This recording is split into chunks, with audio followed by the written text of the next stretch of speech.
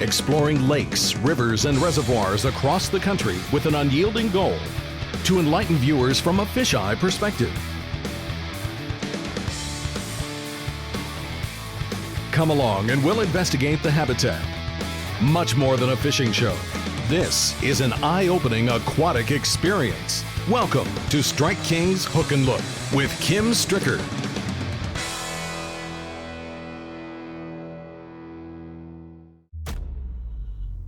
Jacques Cousteau once said, "The best way to observe a fish is to become a fish." Clever words, taken to heart by Kim Stricker and this week's guest, Mr. Glen Lau. For probing the freshwater habitat has been a mutual obsession. Watchful, waterlogged, and wordless, the two have studied a similar topic. A subject with a big mouth.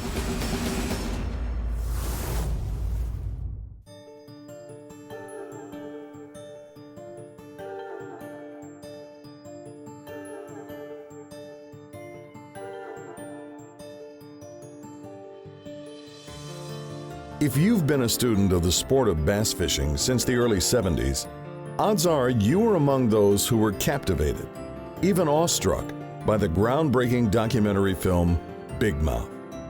It was the first true underwater study that chronicled the entire life cycle of the largemouth bass, filmed and produced for the general audience by today's esteemed guest, Glen Lau. You fell in love with this river too, didn't you? Years ago? Oh, yeah.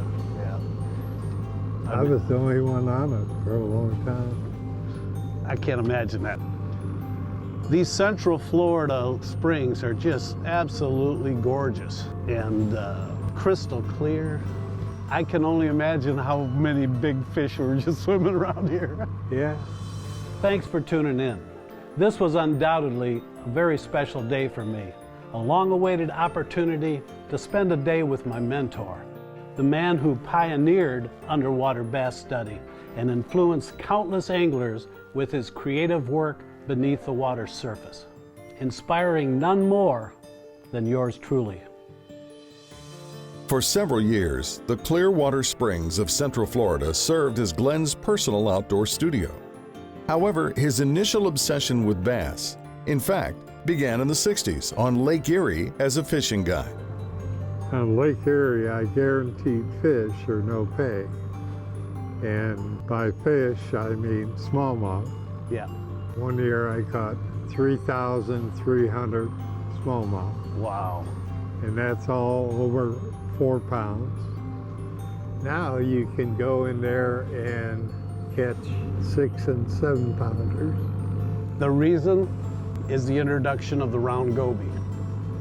The food changed. The food changed, and it's an invasive species that came over in the early 90s. Like 1990, they were discovered in the St. Clair River. They were introduced through the ballasts of ships. We've done a lot of studying with the round goby. And I mean, the smallmouth eat them up. I mean, you know how largemouth, they evolved with bluegills, and that's a predator-prey relationship. Yeah. Well, now these gobies come into the Great Lakes, and with the smallmouth, it's kind of like that. I mean, gobies eat some of the eggs off beds and that kind of stuff, but in turn, smallmouth prey upon the abundant food supply.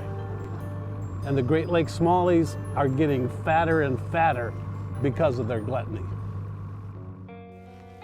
So when you first came here, you had this all to yourself. Yeah. All to myself. And there was giants swimming around and things got populated. And do you think it's fishing pressure that's changed that scenario to where there's not as many? Yeah. Probably more of that than... I put all mine back, but... Right. Now, do you feel the same way, Glenn, is that the big fish are gonna be under this stuff, or? Yeah. Well, I can show you at a place where they're 20 feet under that, way back in there. Yeah. How many hours filming Bigmouth did you spend underwater? Well, I thought at first I was going to spend a couple months, and it turned into a couple years. And it was fun. No question. Nobody around, no one. And all those big fish just cruising around in the clear water. Crystal clear water. Coming up, a behind-the-scenes look at the production of Bigmouth.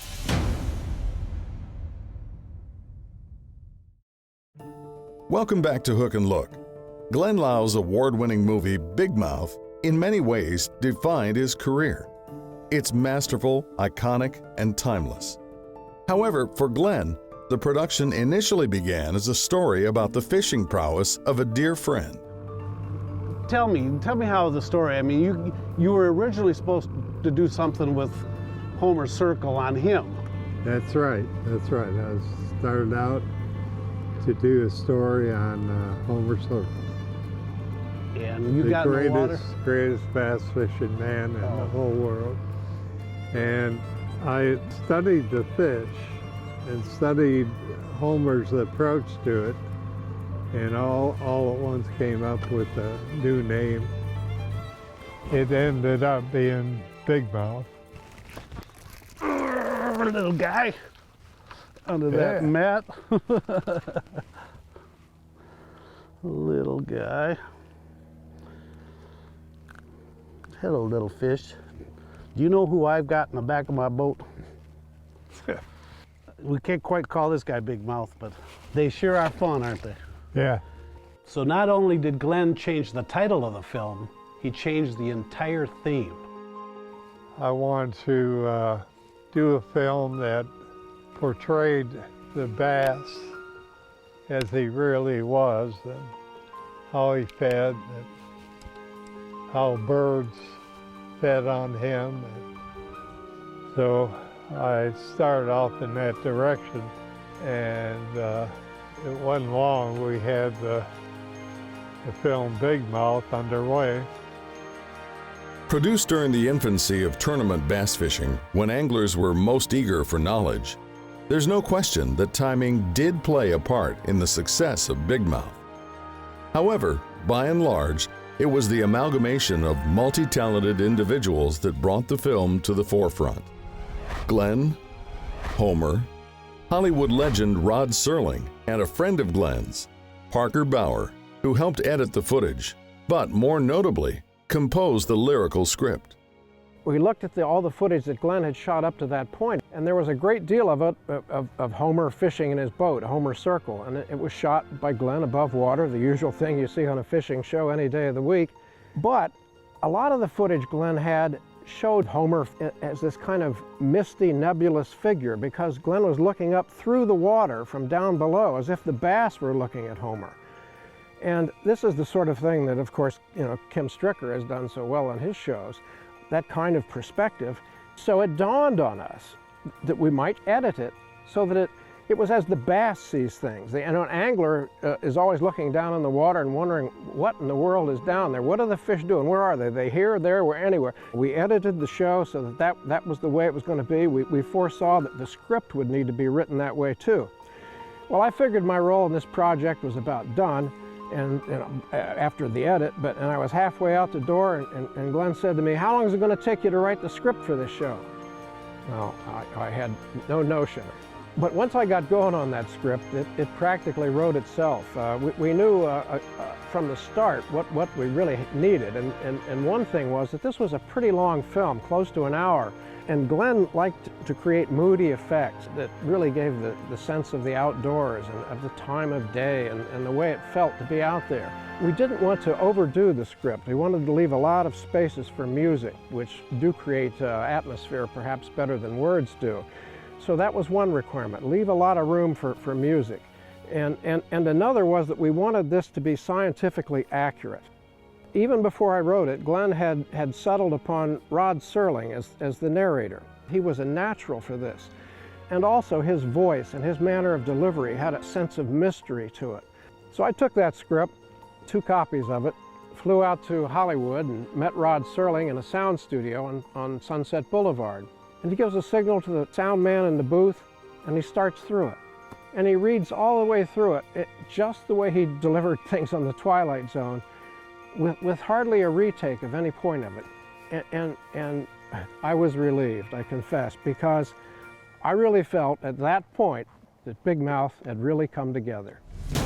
Stay tuned. Glenn talks about his fish tanks right after this. I'd like to talk to you about the accessories and the apparel that Power Pole has to offer, starting with the travel glove. The travel glove just slips over your power poles, and one of the nice things, it keeps it from deploying accidentally while you're on the road. It also protects the finish from rocks, bugs. The advanced dash switch and the 2-button key fob come standard with every new power pole, but they are also sold separately in case you want to add one to another station on your boat. Now, another great option are the foot switches. These I use on the front of my boat so I don't have to take my hands off the reel while fishing. Another accessory is the spike wrap. This you use to help protect the spike from harmful UV rays. It also looks cool too. Next, we've got Green Marine 100% biodegradable hydraulic fluid. This comes with every new power pole anchor. It can also be used with jack plates, trim tabs, and hatch lifters. Using Green Marine is the easiest thing you can do to help protect the environment. And as you can see, they also have a full line of apparel. You can check out all these accessories and their apparel on Power Pole's website. Prior to the production of Bigmouth, Glen Lau produced a commercial for a well-known fishing tackle company, which required that he construct 2 large aquariums to accommodate his clients' demands. It really was mind-boggling to me because they wanted a tank that was 10,000 gallons and a tank that was 6,000 gallons. And they needed it in just 2 weeks. We needed to duplicate what was in the river. And so we pulled the weeds and everything and set it up and cleared it up. And it took 2 or 3 tries to get it right, but we finally got it just right. Well, we got it done, and the commercial won a number of awards. Capturing the most incredible strike shots in that tank. These big, giant 10-pounders coming up and mouth like that, eating the bait. That sells baits, and I'm sure you did well with that. Some of the sales of baits skyrocketed. What do you got there? 7-pounder. 7-pounder. Hold it up close to the camera, like Roland does. Yeah.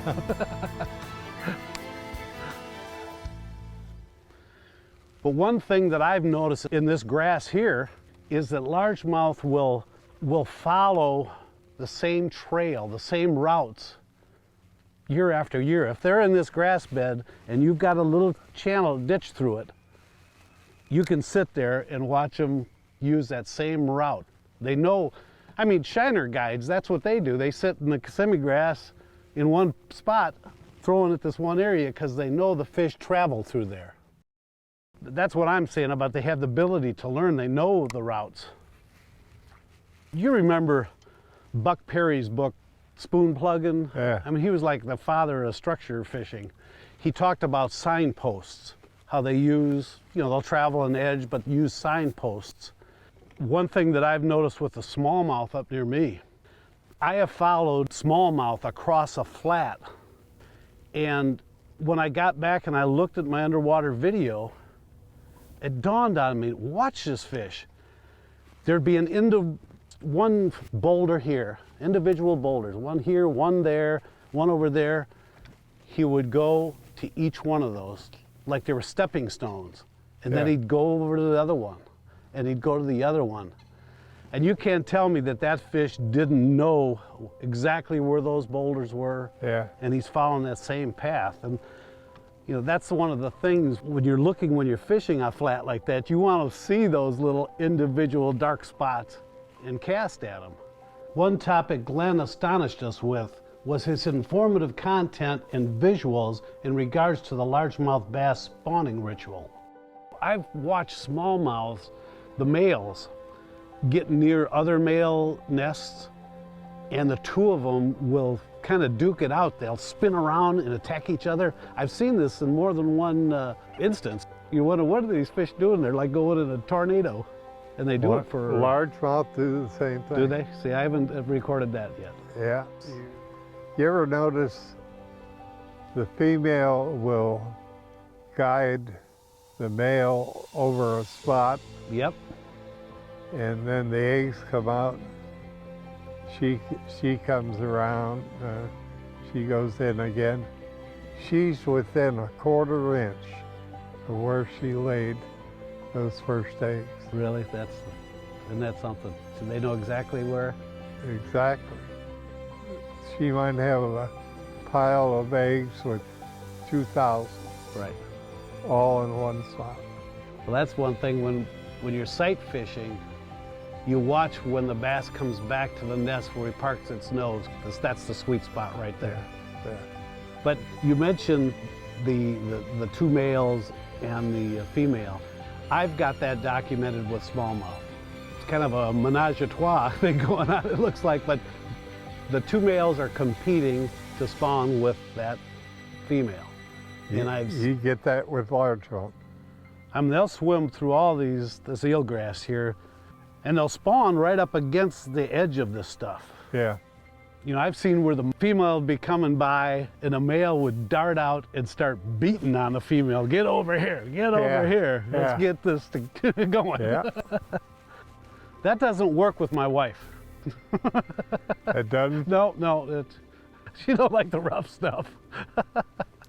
And we'll be back right after these messages. Sarah, you don't have to put up with that.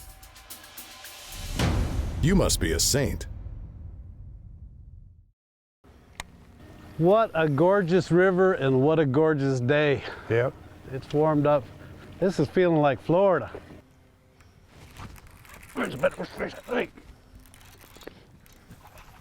Yeah, I thought he was better than that. He's a little better. A little better. But still, just a keeper size. He wanted that menace grub. Gradually getting a little bigger, Glenn. Yep. All right. Going back. I like to tip this little bait here. This is a menace grub, the Rage menace grub. Yeah. And I like to tip the tails orange because the golden shiners here have that real orange tail. Bigmouth Forever was Glenn's sequel to Bigmouth and was filmed on the very same river he and I've been cruising today. This time, in addition to Homer Circle, Hank Parker and another good friend of mine took part in the production, Shaw Grigsby. So Glenn and I got to be pretty good friends on the filming of Bigmouth Forever and have remained that way. And you know, we talk turkey hunting, fishing, all this kind of stuff. He's just a great outdoorsman. But he calls me up because he gets the honor of being inducted into the Bass Fishing Hall of Fame. Huge honor. And he calls me up and says, Shaw, would you introduce me? And man, I mean, kind of get tears about it because he's done so much to inspire people. He's done so much for the industry and to show people about bass and bass underwater. And it was just a great, great honor to be able to introduce him at the Bass Fishing Hall of Fame. I first came to the river when I was about 19 years old, and I didn't have a boat, but I wanted to see all that I could see. And you know, this clear water will throw you. Doesn't seem possible. Clear water could come out of the ground. I went home and I said, if I'm ever going any place, I'm going to Rainbow River, and made it a solemn oath that I would live here, film here. I saw everything that I ever wanted right here. And the rest is history. Most recently, Glenn, together with author Ken Duke, have released Glenn's book entitled Bass Forever. I encourage you to order a copy, for it further chronicles his lifelong achievements. And like his films, the book is loaded with information and beautiful imagery. In closing, Glenn had this to say about his illustrious career. I enjoyed every minute of it. To the best of my ability, I hope to carry on his underwater legacy. Thanks, Glenn, and thank you for 10 great seasons, and we'll see you again soon on Hook and Look.